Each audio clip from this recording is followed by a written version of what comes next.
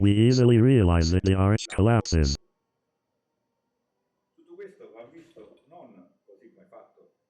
All this must be seen not so, as fact, obviously, as didactic fact is very important, but let's think about the presentation, the communication of a project, which was always the big problem of the 1920s.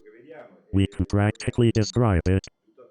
What we see is a project, the winner of a competition of 70, perhaps the only one that took place in Bari, the project of a church. At the time, the presentation of the model was prohibited from the competition notice. But let's see, to represent it in 2 dimensions, how was it done? Personally, I made the attempt to make a model, photograph it and, polishing the photograph, obtain the perspective, which was not possible to obtain with the classic means. Today, such a project can be viewed in various details. We start from the altar, we start from the structure, almost a tripod that maintains the tent cover,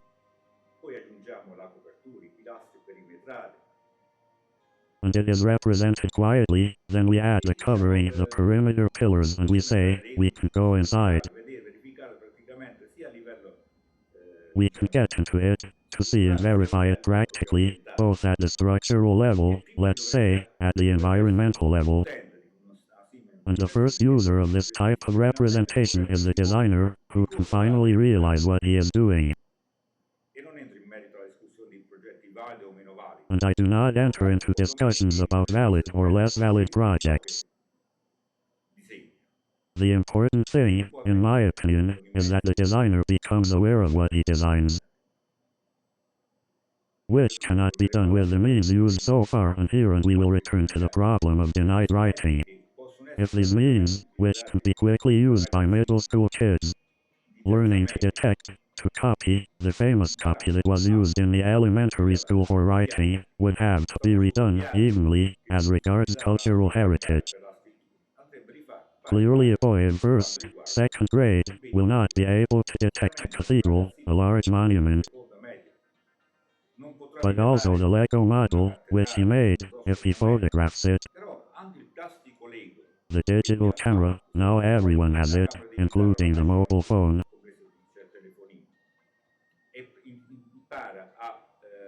And learn to rebuild a virtual model of that real model, which he made. And how to learn to read and write. So when he gets to university, he is already aware of what he will have to do, and already the choice of the faculty will depend on his preferences. That is, in my opinion, or one is brought for certain things and, whatever one says, he must make a conscious choice. Today, let's say clearly, both in the faculty of engineering and architecture, perhaps he is doing better than he is not brought neither for engineering nor for architecture. That one, those few students, who really ask themselves the problem of design, or leave or take years and years, graduating with extreme dissatisfaction.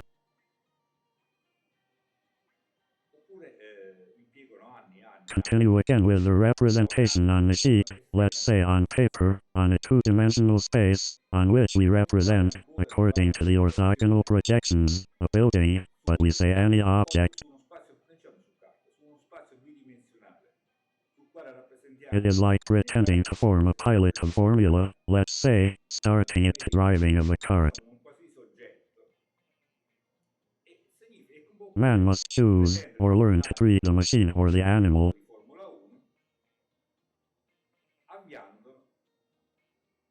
They are 2 completely different, if not opposite, positions.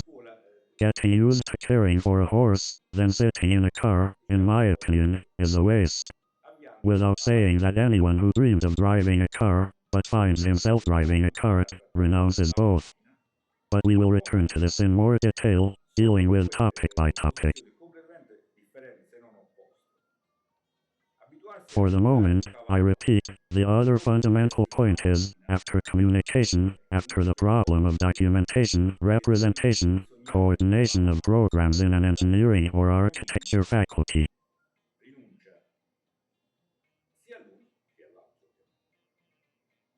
Evidently all this involves a distortion of traditional teaching.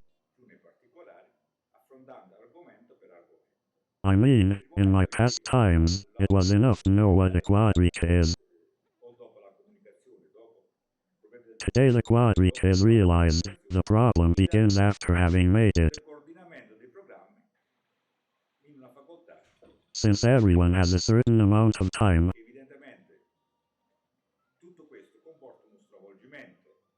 if he were to do the studies I did in analysis, descriptive or analytical geometry and then get to tact the quadric, it never gets there. Just as it was taken for granted that to write in ink, I don't have to know the structure of the ink, pencil or paper, but I just use it.